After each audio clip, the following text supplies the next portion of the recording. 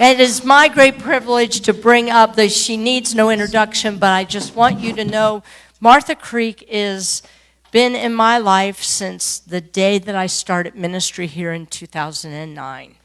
And she has been my minister coach, my personal coach, and she has become a very, very, very close friend.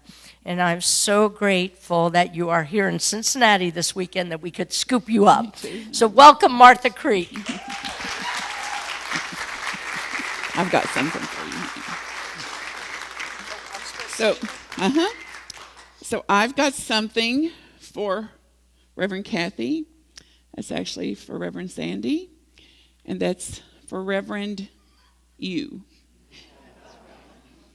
So as I offer these words, I'd love you to consider maybe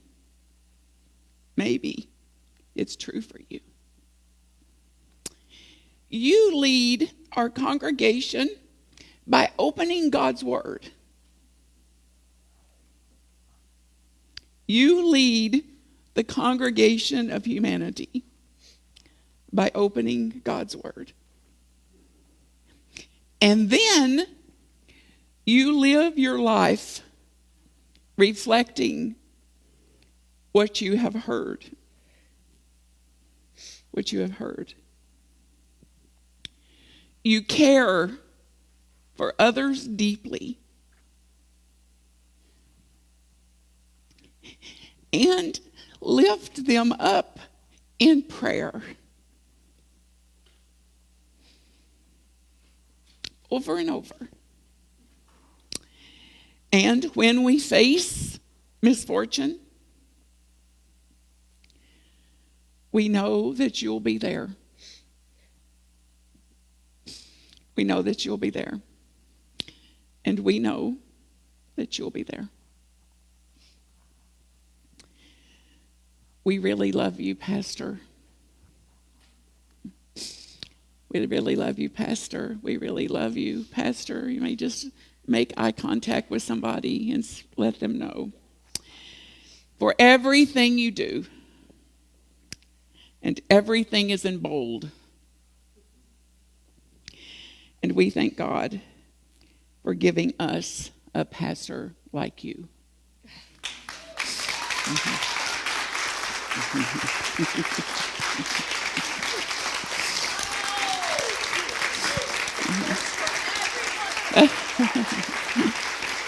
That was not just for me, that was for all of you. Thank you, Sandy, especially for you. Thank you, Martha. Welcome.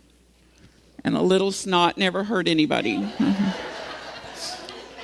So we've cried and we've laughed and we've had a holy moment. Ready for lunch?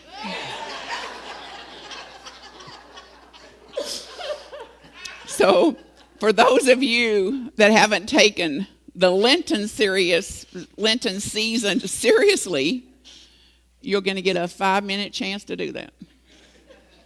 So can you just open to, I think I'm going to give up a few more things. And if you're not into Lent or Lenten or Christianity or anything like that, just look at, I'm going to do it for my own sake. I'm going to do it to unload some of my stress, some of my tension. I got to get some of that knuckleheadness out of my system this morning for my own sake. So let's see what we can learn. These are from a book called Emotionally Healthy Spirituality. Emotionally healthy. And I believe that we can have a high spiritual IQ without a high emotional IQ. And emotional intelligence, if you read about this in the psychology world, emotional intelligence is far more important than IQ. Far more important. So emotional intelligence, spiritual intelligence. So can you move the slide, honey? So quit being afraid of what others think. You know what they're thinking? The same thing you think. There's not one new thought in the whole world. So it's like they think you need to lose some weight. It's like, so do I. And wear some makeup, for God's sakes. It's like, and dye that hair. So there's nothing anybody can think about me that I haven't already thought about me. What would you be afraid of? It's like, you're mean. It's like, I know. You'll call me mean every time you don't get what you want from me. Have you noticed? You just hang out with little ones. They'll show you, Granny's being mean to me. I'm like, yeah, she didn't give you what you wanted. Is that what you mean? Yes. Like, exactly. So what if after today you actually didn't concern yourself with what other people think? What would that one thing do for you? Freedom. Would this be okay with you? Liberation, resurrection, coming out of it, shedding the skin. So it's like, Martha, you know what they want to say about you? You know what they're saying about you? It's like, I already know. It's the same thing, I think. So there's nothing to be afraid of except your own self-judgment. And what you're thinking about you is hurting you, which is why you'd be afraid of us thinking it about you. So it is actually deep inner work, the only place to work. Anchor your wholeness, value, and worth in the love of God, Creator, whatever you call it. Quit relying on the approval and acknowledgement of others for your sense of self-worth, value, and power. These are questions for reflection, for your own meditations. Not do you do this? Where do you do this? Who with do you do this? And what's driving it? So maybe think about taking this into this Holy Week. We've got another week before Easter. Next slide, please. That's number 1. Quit lying and pretending. And not lying like, is it dark out? Yes, it's dark. Like, no. Quit pretending to believe something you don't believe. Quit pretending that something didn't hurt you when it actually does. Because it's like an abandonment of our own soul. So that kind of lying and pretending. And, you know, it's like, how are you doing? Fine, oh, fine. It's like, well, tell your face. Because it has not caught up to how fine you are.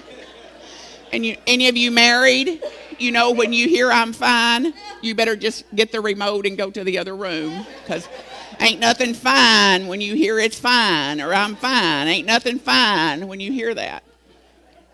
Live truly free to an unrelenting honesty to yourself. An unrelenting honesty to yourself. Quit pretending everything is fine when it is not. And then change what you can change about a circumstance or a situation. Change what you can change. And then accept what you cannot change or keep suffering. And, of course, the wisdom to know the difference. So what causes you, these are reflection questions if you want them. What causes you to pretend? And what are you afraid of speaking? What are you afraid of letting somebody know what's actually going on for you?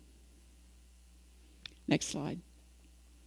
Number 3, quit dying to the wrong things. This is like what we're using our energy for that we really don't care anything about. How we just keep doing it and doing it because we've always done it or because mama did it or because the family did it. Versus just questioning, is this actually true for me? Does this make my tail wag? And if the answer is no, I mean, that's a clue. Because then I keep doing and doing and doing things that really don't delight me at all. Versus, and then wonder why I'm despaired or exhausted or depressed. Instead of, I've got to make choices on whatever vital energy I have, whatever life energy I have, where it's going to go and what it's going to go for. And when you come away from situations where you feel like, you can't walk straight. You got to drag yourself back to your house, or drag yourself to the car, or turn to a bag of Cheetos, or a big drink, or some online shopping for stuff you don't want. These are indicators. Like, I just died to the wrong things. Some part of me just suffered because I didn't make a choice for a holy moment to say, I've had just enough of that. To set some limits. Receive the gifts that you have given, you've been given, and then take responsibility to nurture and delight your own spirit. So it is the ultimate of spiritual self-care, of the care of your soul. And you know what I mean. When you leave a certain situation or a conversation and you feel like your soul's insulted, like it's not uplifted. And Dr. David Hawkins writes about this in Power versus Force, where every single situation will leave us above the line or below the line. And most of you feel it. You know already. So it's like whatever I'm doing that's below the line is for my correction, if I don't want to continue to suffer that way. So quit dying to those things that don't bring you life, is what that ought to say, and do things to what brings you life, and start to pay more and more attention to what drains off your energies, because that's the indicator for it. Next slide. There's 8 of these. Quit denying that you are angry, have sadness and fear. We've made all of these things wrong, and it's no different than making flood wrong and drought. And is there flood and drought? They're included. Now, do any of us like it all together? No. And who could possibly understand that flood, it has value when it's so devastating? And that drought has value. Like it's nature's wisdom that we can't comprehend. So emotions like this, we called bad, wrong, and have denied them in us. And anybody here that's not mad at times? I'd love to have a hand raised. We'll plan your ascension. Yeah, Michael just lied in the back. Yeah, I don't believe him though. So yes, we have anger. Yes, we have sadness, and they pass. And they'll pass more readily if we're more open to it. Like this is a moment, like this emotion is rising to pass. And if I stop judging it, hating it, recriminating myself, calling myself names, then I've just made space for whatever emotion arises to pass, to rise and pass. So look at what feelings you're disregarding, disowning, and what causes you to suppress that. And most of us was told at kids, don't you be mad. And there's big consequences for when you get mad. And don't be sad either, by the way. I'll give you something to be sad for. So we've had to really suppress and depress and disown these for most of our lives. Quit blaming, my favorite one. I think somebody at the Easter egg thing yesterday said, like, it's a society that's blaming. Like, who are you going to blame? Who are you going to pin it on? Who's the cause of that? Who's the matter with me? Instead of saying, if we don't do but just this one thing, it'll absolutely transform you. It'll transform the world, to say. And any unexpressed emotion causes us to want to displace that pain. It's like, why'd you do that? Why'd you say that? Why didn't you do that? Well, why? Madness, pure madness. So just this one thing. And take responsibility for your own life, your own emotions, whatever they are. And stop giving away the personal power that you have to cause and create if you believe these teachings. that you have a power, an innate power in you, an inherent innate power in you to cause and create. And when we're blaming and displacing, it's like we have no empowerment whatsoever, because all the energy is going on. Who can I displace this on? Who can I blame and keep the matter with me? So who do you blame and what for? Now, if you're married, it's them. You don't have to look far. And if you're not, you live in the house with somebody, you don't have to look far. And if they're in the car with you, it's them. And then if they're not in the car with you, you'll eventually have a vacation with them, then it'll be them. So whoever's in 3 feet of you is who's getting the brunt of this. And begin to look at what's the impact in you. What happens in you when you blame somebody else? Just see what it feels like. Like ick. So if that ought to be enough to stop it, at least some. And what's it like when they blame you? Anybody here just wake up and go, I can't wait to see who'll blame me today. Bring it, bring it, bring it. Well, that's another reason not to do it, because we don't like it when we're on the being pinned in either. Another reason to quit it. Quit over functioning. This is a psychological, technical, and spiritual term. Because the more we do for others what they can actually do for themselves, the more we create dependency in people. So codependency. So the more we overfunction and the more we do for them what they can actually do for themselves, the less likely they are to do it. So it's reciprocal. So the more I overfunction, the less they function. So this is critical.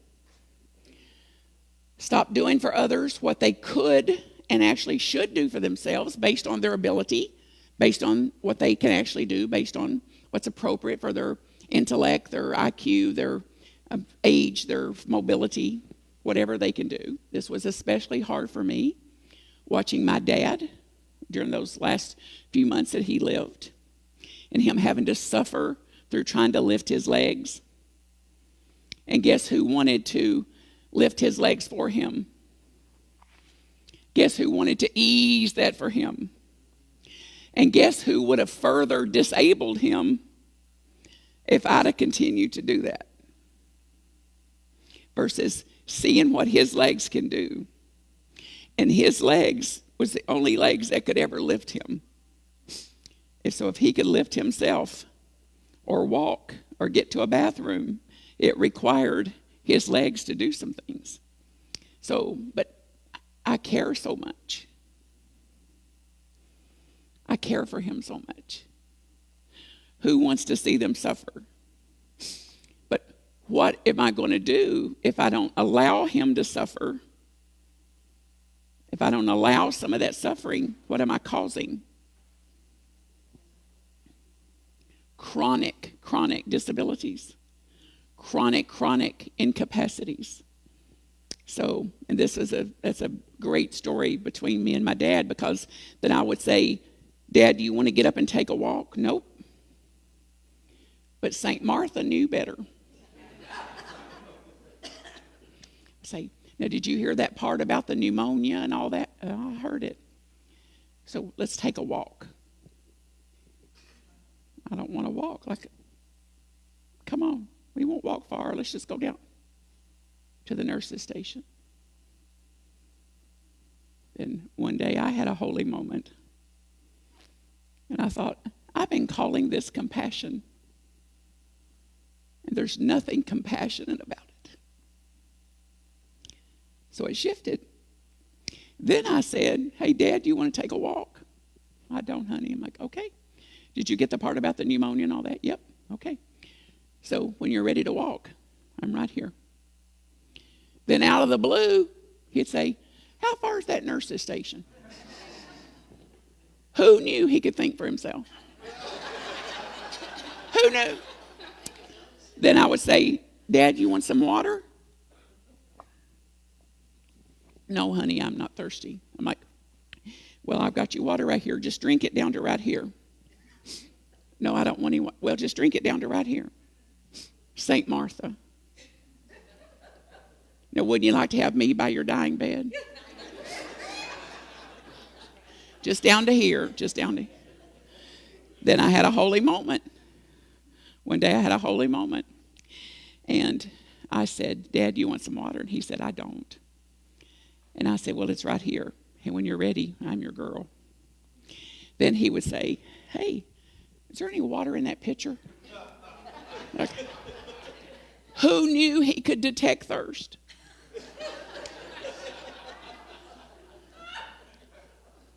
Holy moments. Okay. This is not a question of if you're doing this. Who for and what for? And then if you're not careful and you're like me, you'll start to resent them for it. Any resenters in the room? Mm-hmm. Well, whoever didn't raise their hands won. But they're not in touch yet. Because the more we do for them, particularly what they haven't asked us to do, the more we're likely to resent them. So just think about the irony of that. That I'm going to resent you for what I did for you. Yeah, madness. Quit faulty thinking. Choose to live your life in reality and truth rather than distorted thinking, which is things like, they should respect me. What's the chances? Thank you. Amen, corner. People should be kind. It's like, what's the chances? They're going to be kind sometimes and unkind sometimes. And they're going to respect sometimes and disrespect. And they'll include me. And they will not include me sometimes. So it's faulty to believe it's all or nothing versus it's both and. Traffic should flow. Stop making assumptions that will leave you powerless. Stop making assumptions that bring unnecessary pain. Next slide. Quit living someone else's life. Take up the challenge of living your own unique, unique, unrepeatable life, the only one you have. And your destiny for it. Quit allowing others to pressure you into trying to do things you don't want to do, you don't care about, and you're not designed to do. And then to look at what pressures you and what patterns are running your show. Okay, there's 8. Pick one. Or suffer. So stay if you can and have some lunch with us, and we'll flesh these out a little bit in the workshop. These little Holy Moments book, by the way, are at Holy Moments Books, holymomentbook.com. You can get your own free copy, so don't kill yourself trying to get in there to get one. And the invitation of the book is to get some and hand them out. Or get them out and start a group. And get them out, because it's like a spiritual multiplication. So if I tell 2, then those tell 2, then those tell 2. Imagine. All my love to you. And keep up what you're doing here as your vision statement is being demonstrated and how you are. And Michelle says that as communities and congregations that are alive are congregations who thrive. And you're miracle makers in that. And I thank you for it. And it's time. It's time.